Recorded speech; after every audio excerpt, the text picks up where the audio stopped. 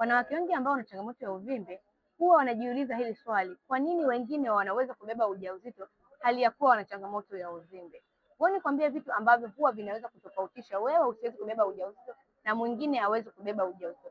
Kitu cha kwanza, kama homoni zako zimevurugika kwa sababu ya changamoto ya uvimbe, basi itakuwa ngumu wewe kuweza kubeba ujauzito. Kitu kingine, kama uvimbe wako una saizi kubwa kiasi kwamba umeenda kubana mrija wa uzazi, maana yake mbegu na yai havina access ya kukutana, hivyo hutaweza kubeba ujauzito. Kitu kingine inategemea na uvimbe wako uko sehemu gani ama ni aina gani ya uvimbe. Hivi vyote vinaweza kupelekea wewe usiweze kubeba ujauzito. Kama ni wewe ambaye umekuwa ukistruggle kwa muda mrefu kutafuta ujauzito na una changamoto ya uvimbe, tafuta tiba sahihi ya kuweza kuondokana na changamoto ya uvimbe, na pia weka homoni zako zikae sawa ili uweze kubeba ujauzito ulio salama na uweze kujifungua salama. Kama unapitia hali hiyo na unahitaji tiba, unaweza kuchukua namba ambazo unaziona kwenye video hii na uweze kuondokana na changamoto.